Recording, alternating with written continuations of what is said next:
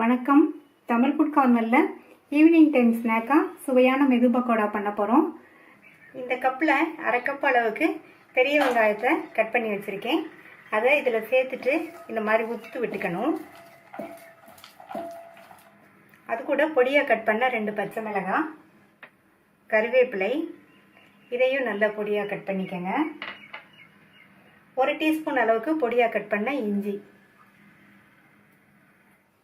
1/2 teaspoon சீரகம், வெங்காயம் எடுத்த கப்பில் 1 கப் அளவுக்கு கடலை மாவு, 1/4 டீஸ்பூன் மஞ்சள் தூள், இதுக்கு தேவையான அளவு உப்பு, 1 பிஞ்ச் சமையல் சோடா. எல்லாத்தையும் நல்லா கலந்து விட்டுக்கலாம். மாவு அளந்த கப்பில் 1 கப் தண்ணி வச்சுருக்கேன். இதை கொஞ்சம் கொஞ்சமாக தண்ணி சேர்த்து பிசைஞ்சுக்கலாம்.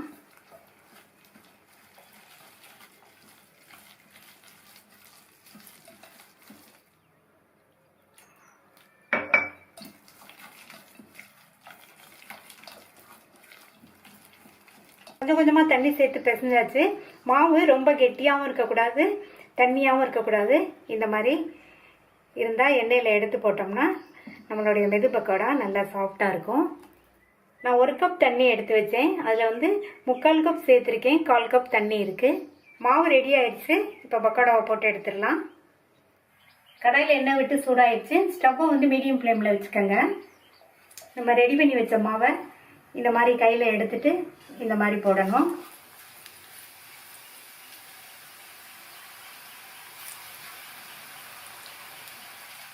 எடுத்துட்டு இந்த மாதிரி பரவலாக லைட்டாக கிள்ளி விடுங்க. ஸ்டவ் மீடியம் ஃப்ளேமில் இருக்கட்டும். உடனே பிரட்டி போட்டுறாதீங்க. 1 நிமிஷம் ஆச்சு. இந்த மாதிரி பிரட்டி விட்டுடலாம்.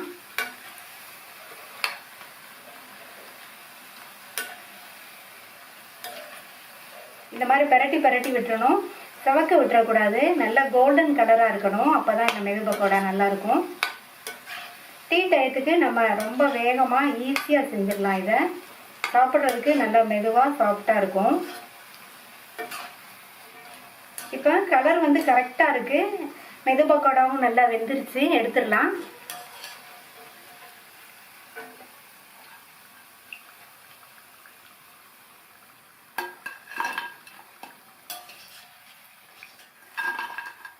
மெது பக்கோடா ரெடி ஆயிடுச்சு. மீதி உள்ள மாவை இதே மாதிரி போட்டு எடுத்துடலாம்.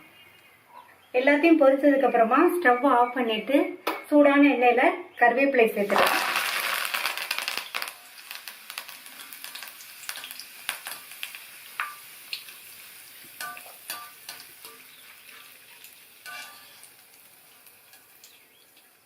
கருவேப்பிலை நல்லா பொரிஞ்சிருச்சு. இதை இந்த பக்கோடா மேலே இந்த மாதிரி தூவி விட்டுடலாம். சுவையான மெது பக்கோடா ரெடி ஆயிடுச்சு. கடலை மாவு மட்டுமே சேர்த்து பண்ணியிருக்கிறதுனால இது நல்லா சாஃப்டாகவும் டேஸ்டாகவும் இருக்கும். அப்படியே சாப்பிட்றதுக்கும் நல்லா இருக்கும். விருப்பப்பட்டால் தேங்காய் சட்னி வச்சு சாப்பிட்டுக்கலாம். நான் இன்னைக்கு தேங்காய் சட்னியோட சர்வ் பண்ணியிருக்கேன்.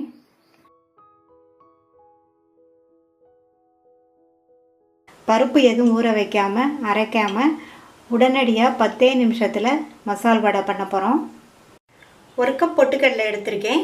இதை மிக்ஸி ஜாரில் சேர்த்துட்டு பவுடர் ஆக்கிக்கலாம். ரொம்ப நைஸ் பவுடராக அரைச்சிடாமல் லேஸ் குறகுறப்பான பவுடராக அரைச்சிக்கலாம். அரைச்ச பொட்டுக்கடலை பவுடரை இந்த பாத்திரத்தில் சேர்த்துக்கலாம். இந்த மிக்ஸி ஜாரில் 1/2 டீஸ்பூன் சோம்பு, 2 பச்சை மிளகாய், 5-6 பூண்டு. இதை தண்ணி எதுவும் சேர்க்காமல் 1-2 அரைச்சிக்கலாம். 1-2 அரைச்ச சோம்பு, பச்சை மிளகாய், பூண்டை இதில் சேர்த்துடலாம்.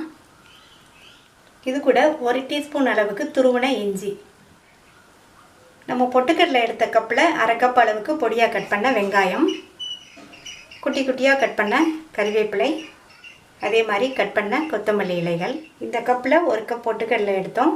அதே கப்பில் 1 கப் துருவின கேரட்டை நல்லா நைஸ் துருவலாக துருவிக்கங்க. அப்போ தான் மாவோடு சேர்ந்து பைண்ட் ஆகிறதுக்கு கரெக்டாக இருக்கும். இதுக்கு தேவையான அளவு உப்பு சேர்த்துட்டு ஃபஸ்ட்டு தண்ணி எதுவும் சேர்க்காமல் நல்லா எல்லாத்தையும் ஒன்றா பிசைஞ்சுக்கணும்.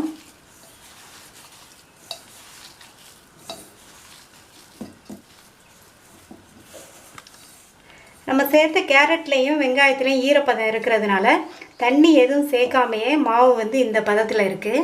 அடுத்து வந்து தண்ணி சேர்க்குறதுல ரொம்ப கவனமாக இருக்கணும். 1 ஸ்பூனோ 2 ஸ்பூனோ வந்து கொஞ்சம் கொஞ்சமாக சேர்த்து நம்ம பிசைஞ்சால் தான் வடை தட்டி போட முடியும். தண்ணியை அதிகமாக ஊற்றிட்டிங்கன்னா வடை தட்டுறதுக்கு வந்து கரெக்டாக இருக்காது.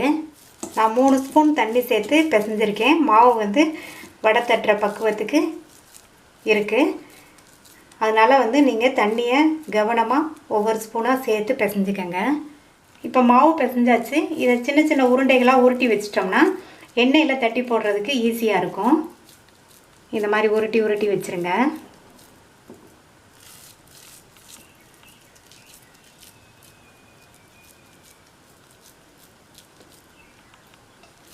எல்லாத்தையும் உருட்டி வச்சிடலாம்.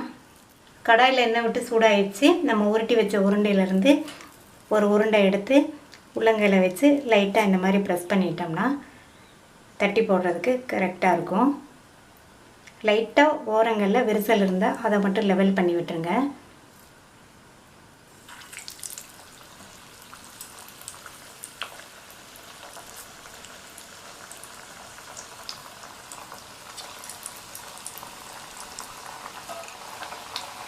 வடையை தட்டி போட்ட உடனே ஸ்டவ்வை மீடியம் ஃப்ளேமில் வச்சுட்டு உடனே பிரட்டி போடாமல் கொஞ்சம் நேரம் கழித்து பிரட்டி போடணும். இப்போ ஒவ்வொரு வடையாக பிரட்டி போட்டுக்கலாம்.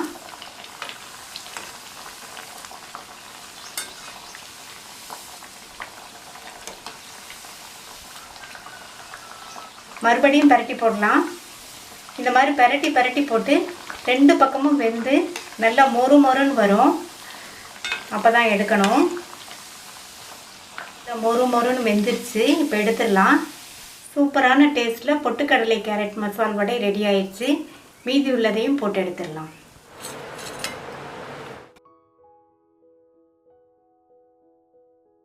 கோதுமை மாவை வச்சு நல்ல மொறுமொறுப்பான காரசாரமான டேஸ்டான ஒரு ஸ்நாக் பண்ண போகிறோம். இந்த பவுலில் 1 கப் கோதுமை மாவு, 1 டீஸ்பூன் தனி மிளகாத்தூள், அரை டீஸ்பூன் சீரகம், 1 டீஸ்பூன் எள்ளு, இதுக்கு தேவையான அளவு உப்பு சேர்த்து எல்லாம் ஒன்றா மிக்ஸ் ஆகுற மாதிரி இந்த மாதிரி கலந்து விட்டுட்டு கொஞ்சம் கொஞ்சமாக தண்ணி சேர்த்து சப்பாத்தி மாவு பதத்துக்கு பிசைஞ்சுக்கணும்.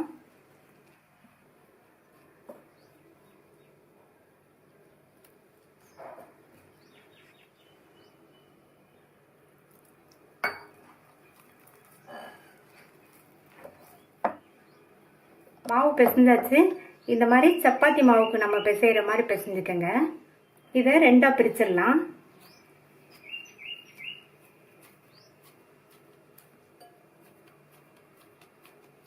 இது 2ஐயும் இப்போ சப்பாத்தி மாதிரி தேய்ச்சி எடுத்துக்கலாம். லைட்டாக கோதுமை மாவு தூவிட்டு ஒரு உருண்டை மாவு எடுத்து இதை நல்லா இழுத்து இழுத்து பிசைஞ்சுக்கணும். இந்த மாதிரி திரட்டிட்டு இதை நல்ல ரவுண்ட் ஷேப்பாக கொண்டு வந்துடலாம். மறுபடியும் கொஞ்சம் மாவு தூவிட்டு நல்லா ரவுண்டாக தேய்ச்சிக்கலாம்.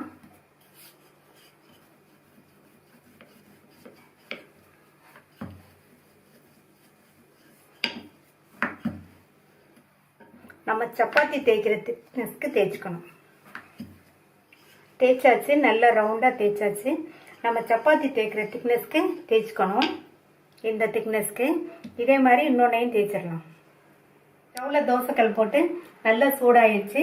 நம்ம தேய்ச்சி வச்சதை இந்த தோசைக்கல் மேலே வச்சுட்டு ஒவ்வொரு பக்கமும் 30 செகண்ட்ஸ் வெந்ததுக்கு அப்புறமா பிரட்டி போட்டுக்கணும். இப்போ 30 செகண்ட்ஸ் கிட்ட ஆயிடுச்சு. இதை பிரட்டி போட்டுடலாம். இதே மாதிரி அந்த சைடும் வேகட்டும். சப்பாத்தி மாதிரி ஃபுல்லாக வேக விட்டுறக்கூடாது. ஒரு பாதி அளவுக்கு இது வெந்தால் போதும். மறுபடியும் ஒரு தடவை பிரட்டி போட்டுட்டு இப்போ 20 செகண்ட்ஸ் கிட்ட ஆயிடுச்சு.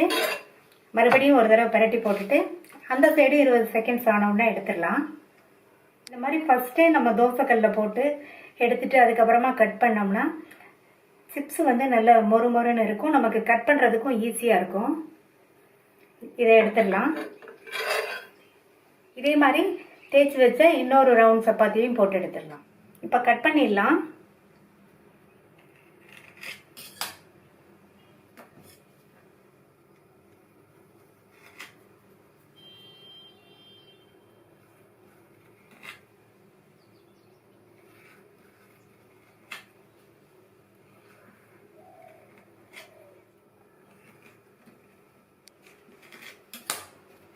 இந்த மாதிரி கட் பண்ணிவிட்டு அதுக்கப்புறமா கட் பண்ணணும். உங்களுக்கு எந்த ஷேப் வேணுமோ அந்த ஷேப்பில் கட் பண்ணிக்கலாம். நான் வந்து இன்றைக்கி ட்ரையாங்கிள் ஷேப்பில் கட் பண்ண போகிறேன்.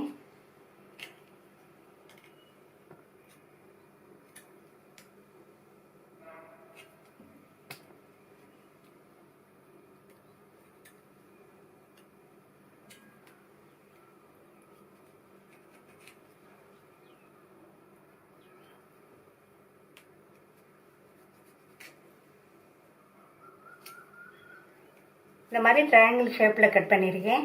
இதை வந்து ஒரு பிளேட்டில் வச்சுட்டு மீதி உள்ளதையும் அதே மாதிரி ட்ரையாங்கிள் ஷேப்பில் கட் பண்ணிக்கலாம். எல்லாத்தையும் ட்ரையாங்கிள் ஷேப்பில் கட் பண்ணியாச்சு. எண்ணெயில் போட்டு பொரித்து எடுத்துடலாம். கடாயில் எண்ணெய் விட்டு நல்லா சூடாயிடுச்சு. நல்லா சூடானதுக்கப்புறம் தான் நம்ம கட் பண்ணி வச்சதை போடணும்.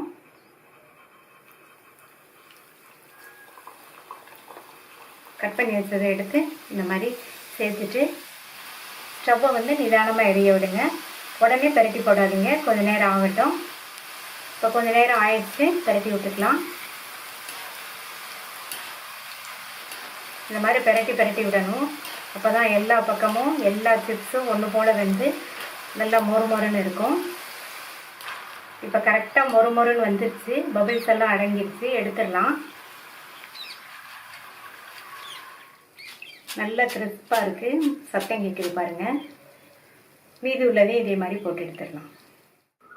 இந்த மொறு ஸ்நாக்கை ட்ரை பண்ணி பார்த்துட்டு உங்கள் கமெண்ட்ஸை சொல்லுங்கள். தேங்க்யூ.